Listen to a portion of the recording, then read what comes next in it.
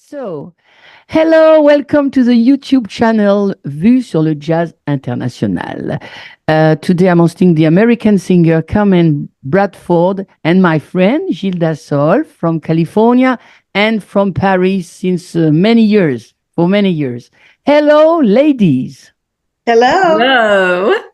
So, Gilda and I had the pleasure of to listen to you at the International Jazz Education Network conference in early January 2024. It was amazing.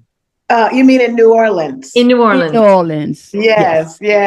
So let's talk about your jazz family and the spirit at home when you was young. So Gilda, if you want to ask the first question, Well, that's basically it. I know that you come from a very musical family. So my first question was, what was it like to be? I was also in a musical family. So what was it like at your house? Like, what did everybody play instruments? Did everybody sing? Did it, what was it like? I grew up in Altadena, California, and both my parents, my mother is jazz vocalist Melba Joyce. My father is jazz flugelhornist Bobby Bradford. And I grew up in a really normal household, normal for me.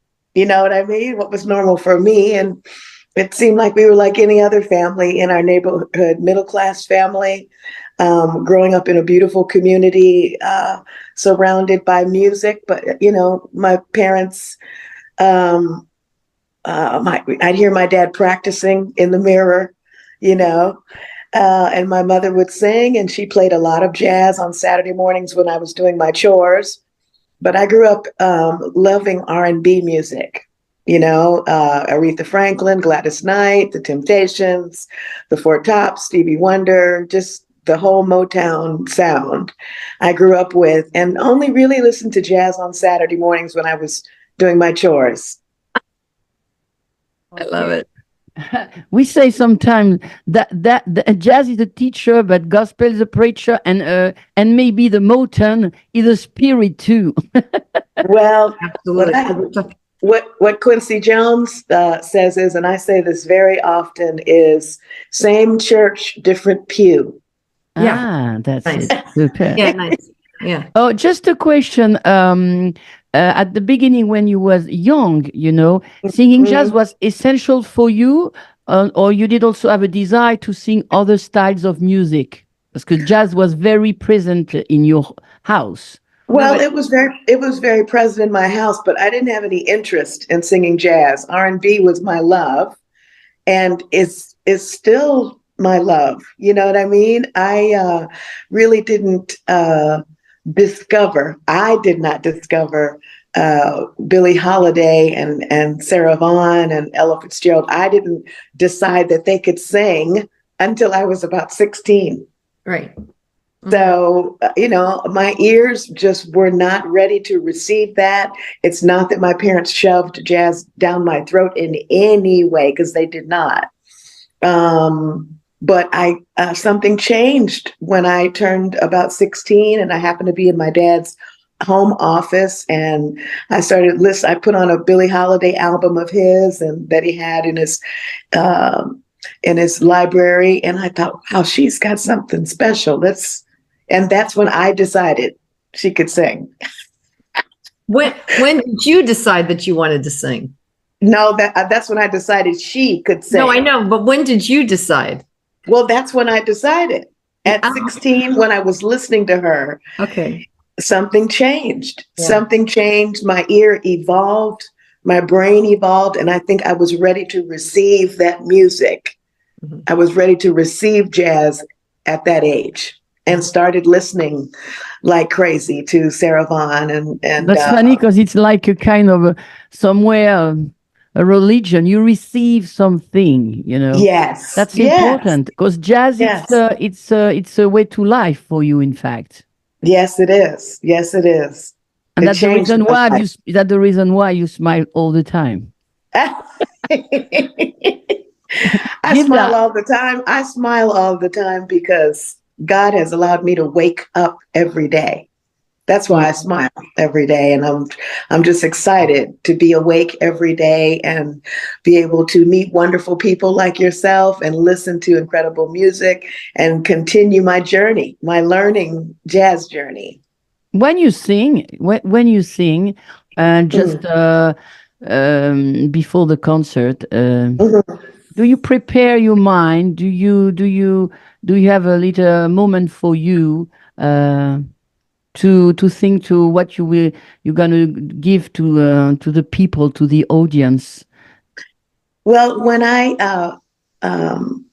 prepare right before I go on, there's so many years of practice. I think my concern is how do I bring more to the melody? How much more nuance will I come up with? Will my phrasing be different? Can I swing a little harder than I did the night before? And I have horrible stage fright. So the process can be very interesting. Every single night it's different. My level of fear of not getting it right is constant, Okay, unfortunately. Gilda, do you have another question? We have so many questions. No, I'm listening to that because that's a very interesting, that's a very, very interesting you would think after all these years that somehow that would go away. I'm kind of the same kind of a performer. I know. I don't know what my dad used to just always say, you sing for God. And that's a nice way to get you kind of out of the, out of the picture kind of thing. But yeah, what can you bring new? That's a whole hour of discussion, isn't it? Yes. Well, for me, spiritually, um, I don't go out and sing without a prayer. You know, I pray all day.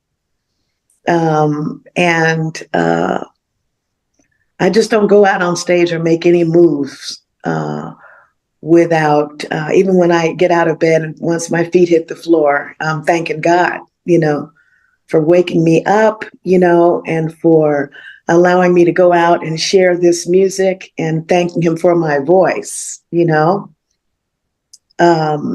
because it's not easy. I'm 63 years old and I just completed in December a 3-year, 5-month tour, which was intense. I had very few days off and I never got sick. I'm knocking on some wood right now, but I never got sick. I had a runny nose occasionally.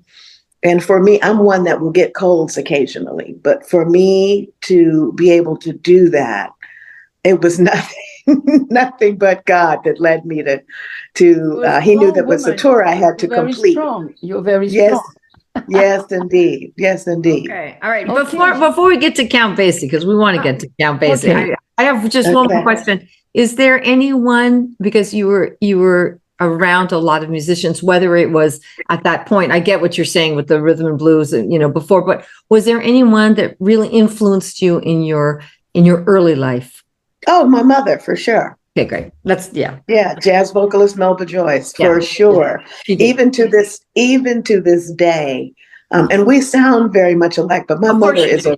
Of course you but my mother is a real jazz singer. I am an R&B / jazz vocalist, but my mother is the real deal, and she's just an unbelievably incredible singer with some serious jazz chops and. Everything I learned was from her. It's one thing to listen to the things on Saturday morning, but even now, I have a new album coming out and I was listening to myself and I sounded so much like my mother and everything that I've kind of stolen from her. It was just totally her on the recording. So it'll be interesting for her to hear it. I bet she's going to love it. I hope so. I played everything but this one tune, this one arrangement that I did. And my goodness, and I know she's going to look at me. I hope I'm in her presence when she listens to it because I know she's probably going to say, that was mine. Okay. So Count Basie Orchestra. Yes. You met him at 22 when you was 22 years old. Yes, I was a student at This Houston band. Tillotson College in Austin, Texas. It's a small it was a small Black Methodist school when I attended, but it's Houston Tillotson University now. And yeah, I was a student there. I was a sophomore, and the Mr. Basie and his orchestra came to Austin, and they were performing, and the opening act for his show was a local group called Passenger. And the booking agent said to the agent that represented Count Basie, her name is Dee Askew, and she was the booking agent for the Willard Alexander Agency out of New York, who booked all of the big bands. And so they said, well, we have a local singer here, a young lady that sings really well. We'd love for her to open the show for Mr. Basie. And they said, absolutely not. Absolutely not. We're not having some little girl that's in college here. Absolutely not. some little country girl. No. But somehow they worked it out, and I opened the show. And at that time, Mr. Basie was already riding on a motorized cart because his health was being challenged at that time. And there was a gentleman traveling with him. And this particular theater didn't have an elevator at that time. Right. And so he wasn't able to go downstairs to his dressing room. So he was already dressed and just sat on the other side of the stage. And so I was on the opposite side of the stage. And I said, I just got my courage up. I said, I'm going over there. I'm going to say something. I'm going to say hello right now. I'm going to walk over there and I'm going to say hello to him. So I walked over to him and I said, hi, Mr. Basie. I'm Carmen Bradford, and I'm opening the show for you tonight. And I think you'd make $1 million if you'd hire me. And he said, really, $1 million? I said, oh, yes, there's nothing like having a young lady on stage in a lovely dress. I said, so will you listen to me when I go out and sing? And he paused in the strangest way, looking like he wanted to call security. But he said, sure, honey, I'll listen. I said, okay. So I went out and I did my 2 tunes, and I sang A Foggy Day and the ballad Lost in the Stars. Mm-hmm. And so I came back off stage and I said, well, Mr. Basie, what did you think? And he said, I'm going to hire you. I said, really? Because I can go to the dorm right now and get my trunk together with all of my clothes and stuff. I'm ready to go tonight. And he said, no, dear, but I'll be in touch. Give me your phone number and I'll be in touch with you very soon. Wow. And I said, well, I'm going to run to the dorm and get a cassette, because I want you to hear me. I want to keep me with you so you can listen to this occasionally. I said, but I'm singing rock and roll on it. That's when I was really into Chaka Khan at the time. Yeah, so Chaka Khan. I said, just ignore that. I said, but it still sounds like me. And he said, okay, sweetie. So I went to the dorm and came back in time for the show. I got to watch it and made sure he got the cassette. And then 9 months later, it took 9 months, but he called me back. That's and the story began. So after you traveled a lot, or you sung just a few times with the band, or what's happened after? Well, what happened was when he called me, I had given myself a surprise party. And so, well, actually my roommates, I was living in a house by that time, and I had roommates and they were giving me a surprise party, but they were I knew about the party, and they were going to use paper plates and paper cups. And I said, no, I'll take it from here. So I just acted surprised at the party and served crystal and china, as it should be. But when I was blowing out my candles, I said, oh, God, please let Count Basie call me tomorrow.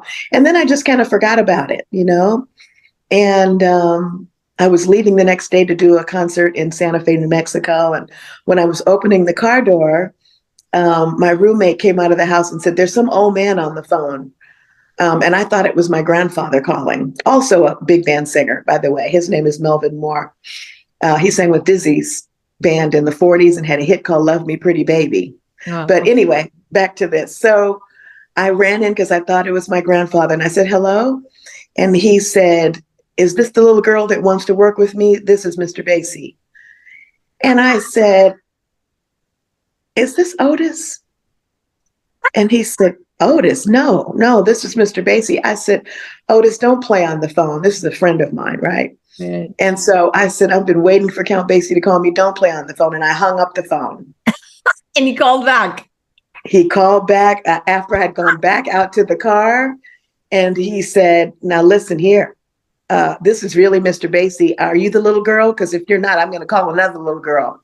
I said, "I'm the little girl. Yes. Hi, Mr. Basie." Oh, that's a really, really nice story. Huh? That's unbelievable. Wow, wow, Yeah, wow. it was pretty sweet. Okay, But yeah, it took a while. It took a while for my arrangements to be written, about three weeks. So I just watched the show every night. You went on tour with them. Oh, yes. You went on tour with them and they wrote your arrangements.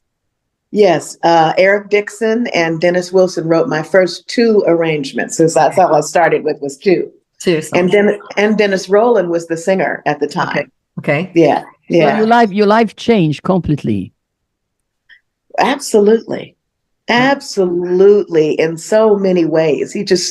He shot me out of a cannon career-wise, Yeah. At 23 years old, I was the vocalist with the Count Basie Orchestra, with Mr. Basie and his orchestra. Right. And the ambience was the spirit was very cool. The ambience with the musicians and for the rehearsal, for everything. Well, here's what happened.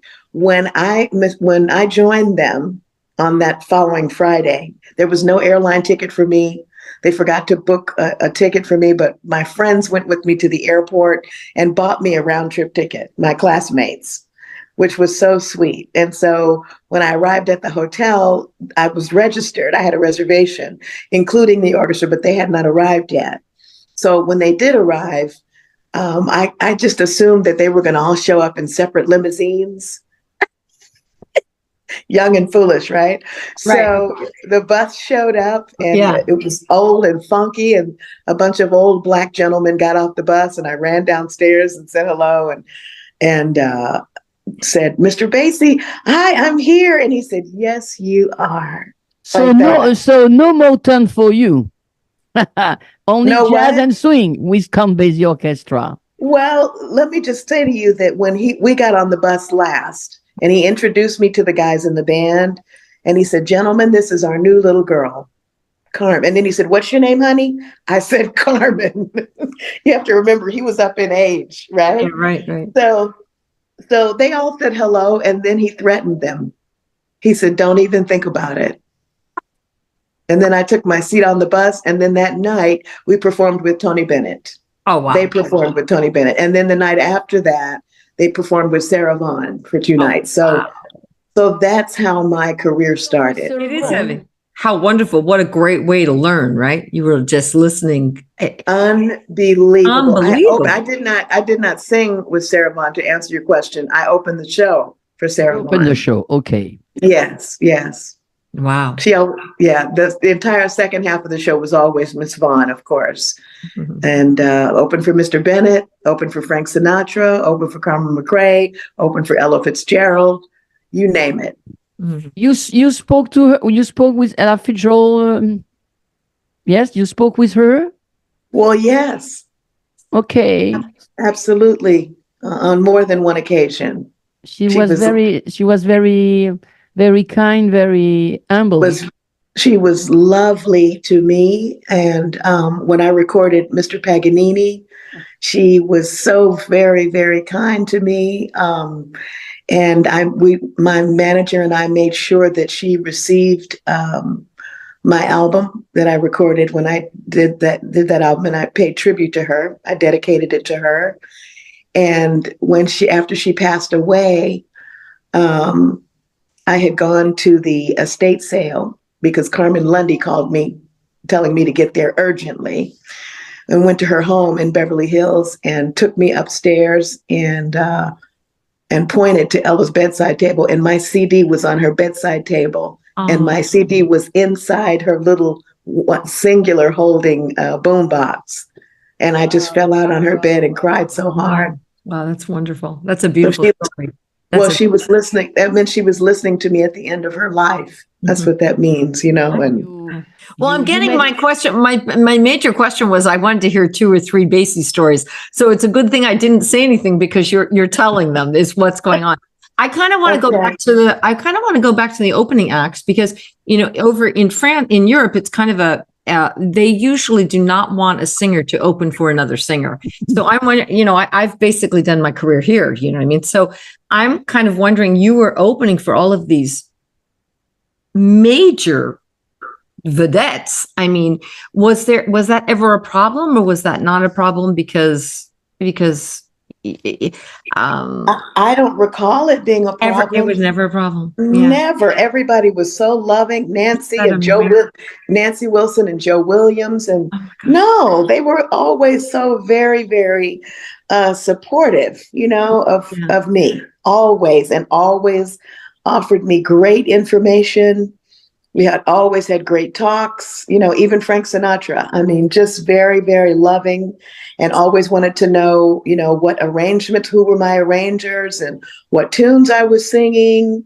The only thing I regret about being with those people is that I never asked them, what should I be doing with my money? Oh, yeah. Yeah. Okay. I hear you. This is very serious, and I just regret not asking them, how much of my paycheck should I be saving? Do you think I should be investing in anything? Do you think I should try to purchase a home at this young stage in my life? What do you think I should be doing? Yeah. You know what I mean? I really regret that because I never asked any of them Yeah. about that. If they were alive now, I would. I mean, it's just very real. This is business. You know what I mean? This is a business. Yes, I love to sing, and they loved it too, but everybody, it's just part of it. I saw that you met now the new generation, Kurt Helling, Turney Sutton, okay, with a big band, or in your solo career now you met these people. Well, Tierney and I taught at the University of Southern California together. Okay, at the university. Yeah, and Kurt Elling okay. and I have been on the same shows at the Hollywood Bowl doing And Kurt tribute. Elling, you met him where? We were performing at the Hollywood Bowl together with the Count Basie Orchestra, okay. along with a bunch of other people that were on the shows. Oh, that's cool. So what about 1992? You released your first solo album, Finally Yes. Yours. Finally Yours. And then I recorded, oh gosh, what was With the respect, other? With Respect. With Respect. And I've recorded a lot of albums, on a lot of albums. But those were, neither of those were big band albums. But worked with incredible musicians. Do you play always with the same musicians? You have your band? No, never the same. Never the same musicians. Because there's so many incredible musicians to work with. I want to work with everybody, But I have a new album coming out. It's a big band album, and it's with the Compass Jazz Orchestra. That was who I was performing with in New Orleans at the Gen Conference, and that will be out in the spring. And it's in tribute to Carmen McRae, and it's called Carmen Sings Carmen. Okay, so talk to us about Carmen. Yeah. You know what? She was absolutely lovely to me, and such an example through her recordings, through her live performance, was mesmerizing for me. Such a storyteller, such an impeccable musician. And I learned so much from her. But I'm writing a book, and I don't want to say You were close to her. You were close to her. I was not close to her. That's not what I was going to say. I was going to say when we were in the same room talking, things were she had a very fluid vocabulary, and each time I won't say she was my last conversation with her, I won't say she was scolding me, but she was giving me some advice about some things Okay. that I just Okay. cannot share. Right. But in my other experiences with her, when we were on the same jazz festival, she always asked how I was doing, what music I was singing. They all were very concerned about my arrangements. Were the guys treating me well? Was I happy? You know, just very positive. Everyone was very, very positive and very loving. You see, when you explain all these things, it's always we have always around love and happiness, and Yes. that's a chance also, maybe because all these artists had a lot of talent, so they didn't have to prove something, just to share, to I share. don't think it was that. I don't think it was No, that. no. I was a young Black singer on the road with 18 men in an orchestra. Let's just be real now. You know what I mean? The women that I spoke with, Sarah Vaughan, Ella Fitzgerald, Carmen McRae, Nancy Wilson, were always looking out for me. Nothing to do with music. It was a female thing, always first. And of course, they asked, about my life and what I was doing in my life and everything, but they were coming from a mother perspective. They were talking to me as a mom, Because they felt that you was alone, or No, not at they all. wanted to be sure that you was okay, you was Yes, happy. as you would do to any young lady that you saw on the road that you were drawn to, or felt like you needed to say something to, or just wanted to see how they were doing. Yes, 18 men in an orchestra, you know what I mean? But they were all extremely polite. Like I said, Mr. Basie had already threatened their life. You understand? So there was no BS like that going on. There just wasn't. And you have to remember, they were old. I was a young lady, right? I had, and I looked at them as my grandpas. They're my grandfather's age and my great grandfather's age. We had a few young guys, Clarence Banks, who was a trombonist that came after me, Dennis McCrell, who had come 3 months before me, the drummer, and a few that came later on. But these gentlemen were seniors Did you met when I the drummer, Duffy Jackson? I did perform with Duffy. Yeah, a couple of years later, yes. I love Duffy. I He love rejoined the Duffy. band. Yeah. I play, yeah, yeah. Okay, so a question about jazz education. Okay. Okay. I kind of wanted to find just one more thing out about what was the instrumentation? What kind of groups do you prefer to sing with? Do you prefer to sing with the big band? Do you like trios and quartets or quintets, or what's your favorite?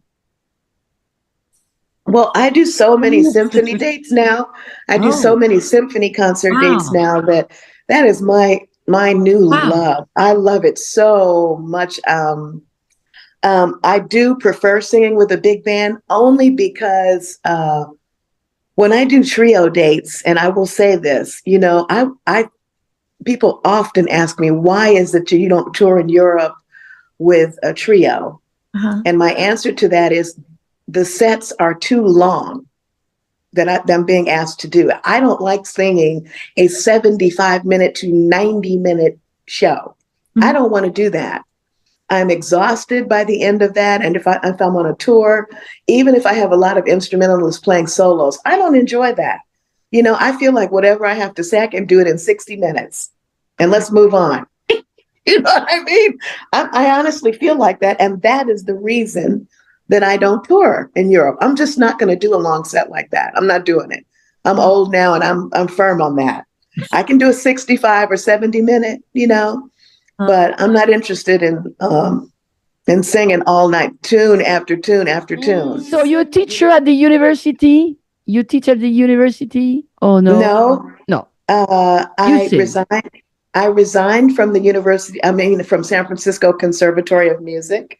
There is a possibility I might be joining the faculty as a jazz voice teacher in the very, very, very, very, very, very, very near future. But I cannot say at this time. In San Francisco? Will you be going back? I will not be returning to San Francisco. No, it's in another state. Okay. But I'm so looking forward to it. This is an opportunity that I have dreamed of out of all of the universities where I have been a professor. I've had the feeling that I could exhale at this school. I feel like I found my home, and they are in love with big band music. It's a priority there. And I'm just so excited. And that's all I can tell you. That's fantastic. That's great. Yeah, I'm so excited. When you're teaching, are you forming their voices? I mean, really in vocal technique first, or is it repertoire, or is it a mix of two, or are you having them scat, or what? Well, teaching technique, I guess. Well, you know what? When I meet with a student, what I want to hear is what I ask them to sing whatever they love, whatever their favorite songs are. And what I'm looking to hear is whatever they think is really hip, whatever that is, style-wise, runs and riffs, phrasing, whatever they think that is, that's what I'm listening for. Mm-hmm. Because it gives me an idea of where they are, what they think is cool, mm-hmm. and where to begin. That is my approach. That is my approach to it, because you have to know where somebody is, how they process things. You know what I mean? Everybody's not the same, and everybody's coming with their own ideas that they've worked on, what they thought was really cool and really great. So it's very important to me to know where they are, how many tunes they know, and then I make a judgment call on what I feel they should be singing. I bring the music to them. They don't choose the tunes. They can share with me what they'd like to do. But I've been doing this a long time. I know what I'm doing, and I know what works. And at this point, I know what one is capable of singing, I would say. Mm-hmm. And when you're at home, sometimes, yes. What do you do? What do you like to do except singing jazz or Motown? I watch movies. If you want to relax, I don't sing. I don't sing when I'm at home. Okay, home. Well, okay, what do you do at home I watch movies. I cook dinner for my husband. Cook a lot of dinners and put them in the freezer. And your husband he has stuff while you're on tour. And your husband is a musician. He's a musician. No. Oh, good. No. So been there, done that.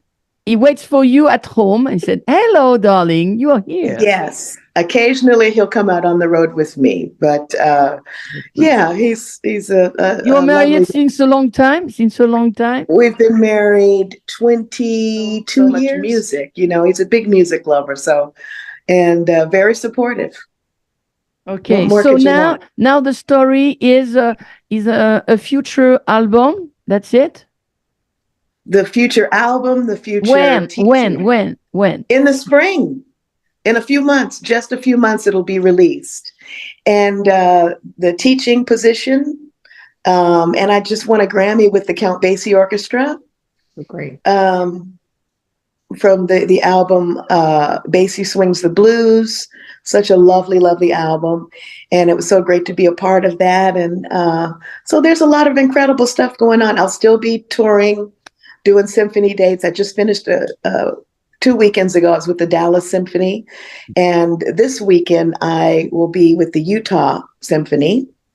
And then the weekend after that, I will be with the Buffalo Philharmonic doing my the Great Ladies of Song album by myself. But the Dallas Symphony show was with Byron Stripling, jazz trumpeter and entertainer, vocalist and conductor Byron Stripling. And we had a wonderful tap dancer with us. His name is Leo Manzari.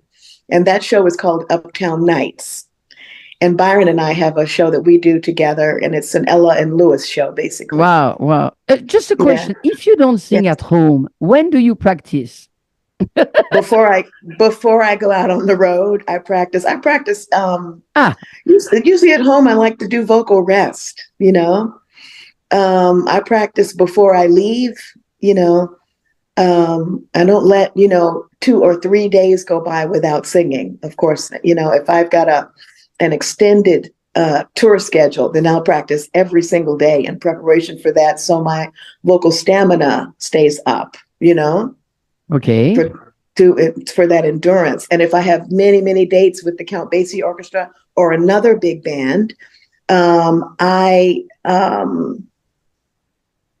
do the same. You know what I mean? If it's an extended tour, it can be exhausting. It's not easy to stand in front of 17 musicians and sing on top of a big band. You really have to have a big voice, and if you don't have a big voice, if it's small, it's still just as challenging. Big or small. But you really, your vocal stamina has to really be in place, because it's no joke, baby. It's no joke. Standing in front of big band singing 8 and 10 tunes a show, just one after another like that. The band is pumping, and everybody's pumped and excited, and tend to play a little louder sometimes. Where a conductor, that's where a great. So when you arrive on the stage, we saw you smile all the time, but in fact, you're very, very concentrate. I was so nervous. I never sing with sheet music in front of me, but I was so, I had been on tour, like I said, for 3 years and 5 months, and I did not have a chance to memorize all of the music from the new Carmen Sings Carmen album, and I didn't want to take a chance on messing anything up. So I was clinging to that music stand, unfortunately. I only stepped out in front of it maybe twice to get through the tunes, but like I said, my stage fright thing, I tend to forget lyrics, and I write words on my arms. If I can't remember a few words, so you see me holding my arm out, but I'm really reading notes off of my arm. Ah, okay. But Gilda, do you have any questions? Or No, I'm just. in fact, if singers watch this video, they will understand that it's a huge work to sing. It's it's hard. It's hard work. It really is. You really got to. But you know what? We 3 of us, we look happy. Well, I am happy. You look happy. Yes, I love what I do. Carmen, Yes. thank you very much for taking time to do this interview for Vue sur le Jazz International, and being available for to us, because we understood that we are very, very busy, and Gilda too, and me somewhere too. So I hope to see you in France for a festival, Or maybe Austria. I'll be in Austria, I think, in 2 months. No, Graz. In Graz? Yeah. In Graz? Where? I think so. Oh, that's great. Yeah, I'll let you know. I'll keep you posted. Okay. Yeah. Thank you, Gilda, for assisting me. You're welcome. You didn't need me. I tell you did a great job, Christine. What a pleasure. What a pleasure to meet with both of you. Yes, it's lovely to meet you, Carmen. It was Thank you, ladies. Let's stay in touch. See you soon on the planet. Yes. Bye-bye. Bye-bye.